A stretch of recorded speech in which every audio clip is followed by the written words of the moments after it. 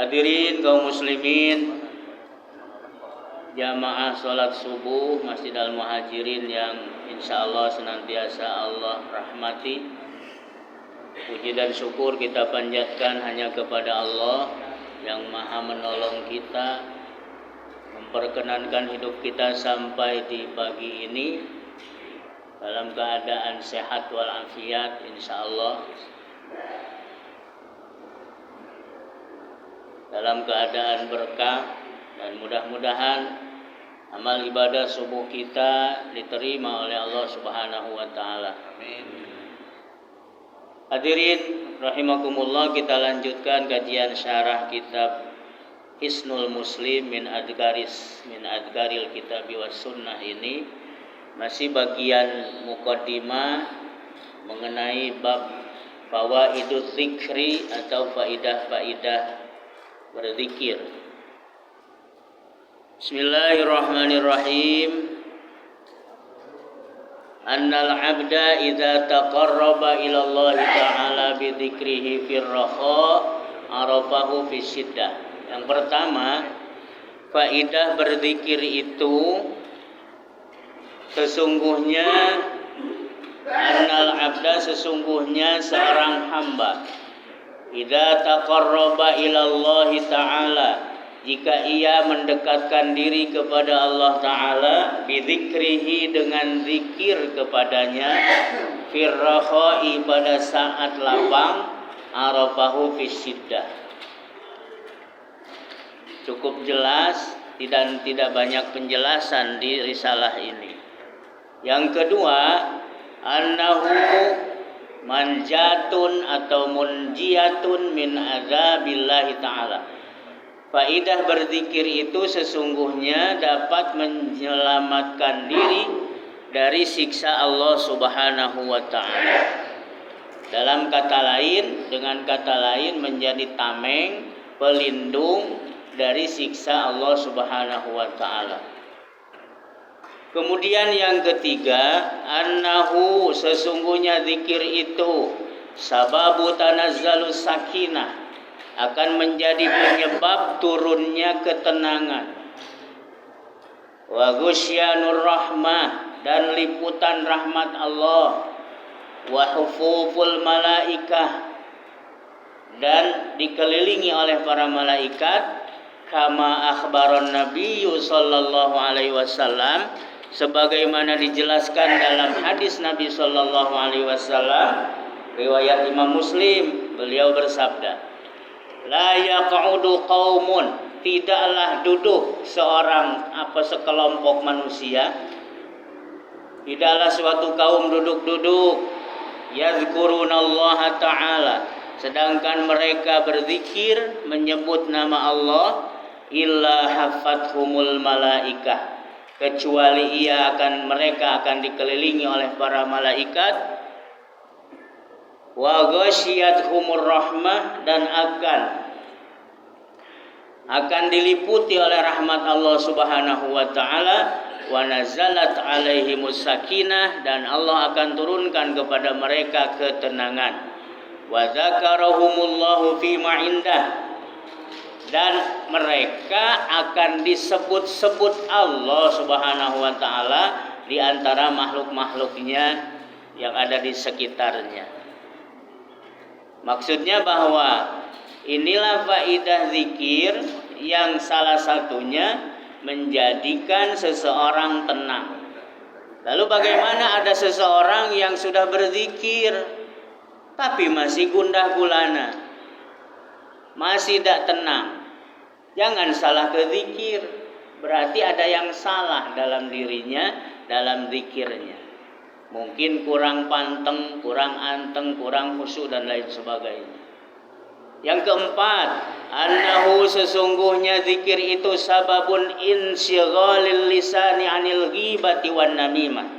Sesungguhnya zikir itu bisa menjadikan lisan lalai, lengah, anil ghibati dari ghibah, dari membicarakan aib orang lain, wan namimah dan mengadu domba, wal kadhibi dan dusta, wal fahsyi dan ucapan atau kata-kata kotor, wal batil dan kebatilan. Ini lagi sangat logis, masuk akal. Betapa orang yang sibuk lisan dan hatinya berzikir tentu tidak akan ada waktu untuk melakukan hal-hal negatif. Seperti halnya ghibah. Sampai-sampai dalam sebuah hadis Nabi itu memberikan predikat yang baik. Bahagialah orang yang bebas dari zikir. Beliau bersabda, tuba liman syaghalahu aibuhu an uyubin nas. Betapa bahagianya orang yang lalai untuk membicarakan aib orang lain karena sibuk berzikir, sibuk justru introspeksi diri, sibuk untuk mencari atau mengevaluasi perilaku sendiri. Kemudian yang kelima, majalisul zikri majalisul malaikah. Majelis zikir itu adalah majelis para malaikat. Wa majalisul lagwi wal ghaflah majalisus syayatin. Sedangkan majelis lagu itu majelis kelalaian, wal ghaflah majelis permainan, wal ghaflah dan kelalaian adalah majelisnya setan. Memang benar. Mungkin dari sini kadang berpikir ada istilah kalau orang nongkrong itu main gap. Gap itu gapleh, ada yang nyebut gapleh. Gapleh itu dari bahasa Arab, gap, gofala, gofilun, lalai. Orang main gap, lalai. Mana main gap sambil zikir? Ada kena, subhanallah gebuk. Selain ta'allub fil ibadah, bermain-main dalam hal ibadah, juga itu hal yang bertentangan. Karena apa? Majelis ghaflah atau kelalaian itu yang dihiasi dengan permainan merupakan majelis setan, laknatullah alaih. Sedangkan majelis zikir adalah majelis malaikat. Kemudian yang keenam, annahu sesungguhnya zikir itu yas'adu dzakiru bi dzikrihi wa yas'adu bihi jalisuhu. Zikir itu akan menjadikan orang yang berzikirnya itu merasa bahagia. Dan begitu pula wa yas'adu bihi jalisuhu. Jalis itu kalau jalasa duduk, kalau jalis diartikan sebagai teman yang ada di sekitar kita, yang dekat dengan kita, baca dipegang. Seperti dengan Pak Haji ini, teman duduk. Ada pepatah mengatakan wajah wa khairul jalis, dan sebaik-baik teman al-kutubi adalah kitab. Itu pepatah dari seorang profesor yang mengatakan kalau nak pinter dekatkanlah buku ke dirimu. Nah, ini hari kan Pak, apalagi melihat anak-anak generasi sekarang. Ngobrol dengan Ustaz Haji Ridwan Komanola ngadapi anak-anak ini kadang. Di zaman gadget ini, zaman HP, zaman media sosial, zaman perangkat medsos, asal bapak-bapak tahu bahwa tantangan besar bagi kami di dunia pendidikan sekarang bagaimana menghadapi anak yang lemah semangat untuk membaca seperti ini, membaca kitab, membaca buku-buku yang textbook maksudnya, dihantam oleh HP dan lain sebagainya.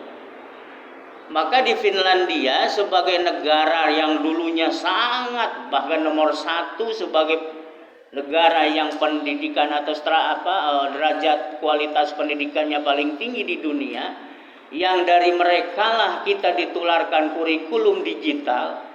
Sudah beberapa tahun terakhir, ada yang mengatakan 5, 6 atau 4 tahun terakhir, mereka menyuruh anak-anak di negara itu untuk meninggalkan HP dalam belajar, balik lagi ke buku. Kenapa? Karena dengan membaca di HP, di gadget itu bukan membuat pintar, membuat anak bodoh, membuat anak malas. Susah Pak kami kembali ke anak ini. Sejak zaman COVID dikurung, ada ada daring, belajar dalam jaringan. Ujung-ujungnya karena gurunya di rumah, anaknya di rumah, bukan belajar daring tapi belajar baring. Sambil baring tidur. Kita ngezoom. Jadi mantul, Pak. Jadi tolonglah bapak-bapak yang masih ada anak-anak usia sekolah, dipahamkan bagaimana ini mengendalikan ini. Tapi ternyata untuk Indonesia ini, maaf, ada ultra kolonialisme melalui digitalisasi ini. Ada semacam penjajahan yang sifatnya lebih modern, yang disasar bukan perilaku langsung tapi pikiran. Dan banyak lagi cerita tentang ini. Dan ini sekali lagi, apalagi kalau dilengkapi dengan lalainya kepada Allah Subhanahu wa taala, lemahnya iman. Naudzubillah min dzalik. Jadi sekali lagi, jalis itu artinya teman dekat, teman duduk. Wa hadza huwal mubaraku ainama kanal ghafil yasqa biluhuhi wa ghaflatihi wa yasqa bihi majalisu. Orang yang zikirnya benar, kemudian dia merasa bahagia dan menularkan kebahagiaan dari zikirnya kepada teman duduknya tadi, inilah yang diberkahi dimanapun dia berada. Sebaliknya, wal ghafil yasqa, orang yang lalai hatinya, pikirnya, ucapnya dari zikir kepada Allah, dia akan celaka, menemui kecelakaan. Wa ghaflatihi, karena kelalaiannya tadi, wa yasqa bihi majalisuhu, dan celaka pula orang yang di sampingnya. Maka tidak salah kalau ada pepatah mengatakan sebaik-baik teman adalah teman yang baik. Bagi orang, teman yang baik adalah teman yang bawa pengaruh baik. Karena begitu tajamnya efek dari pergaulan berteman.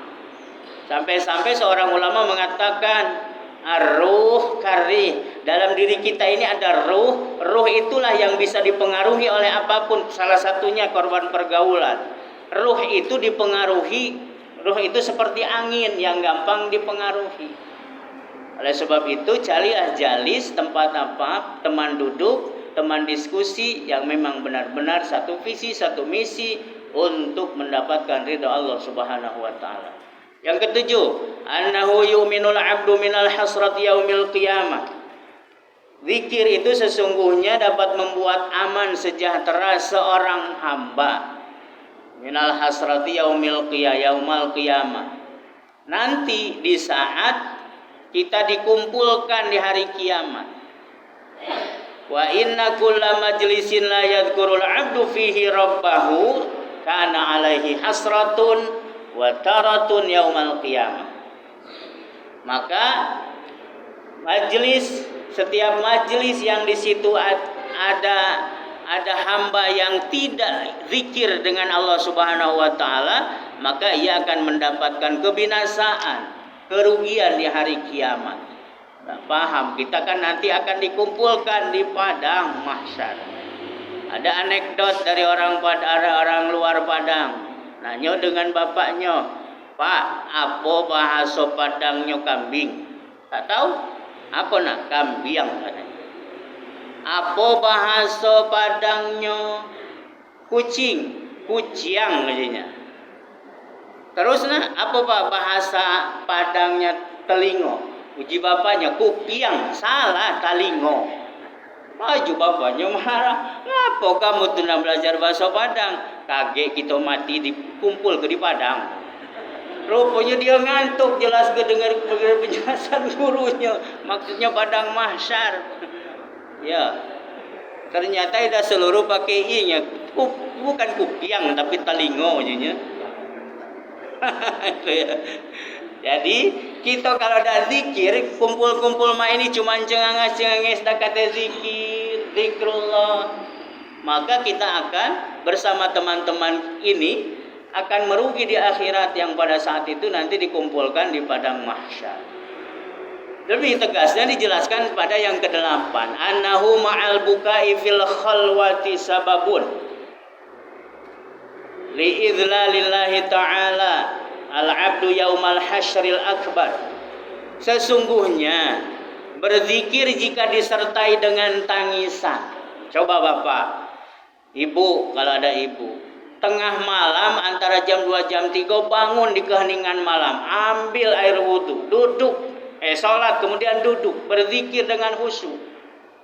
Kalau misal keluar air mata dengan penuh keikhlasan karena refleksi diri muhasabah, maka itu kata keterangan di sini sababun li'idlalillahi ta'ala al-'abdu yaumal hasyril akbar, akan menjadi penyebab mendapatkannya kita nanti di akhirat yaumul hasyri, di padang mahsyar tadi, perlindungan Allah fi dzilli arsyihi wan nasi fi hasri fi harris syams. Pada saat di situ tidak ada perlindungan lain. Kita orang-orang yang rajin berzikir fi dzilli arsyihi, dia akan berada dalam lindungan Allah di bawah arasnya. Wan nas fi harris syams. Sedangkan orang-orang lain yang lalai dari zikir tadi justru akan berada dalam terik, bawah terik panas matahari.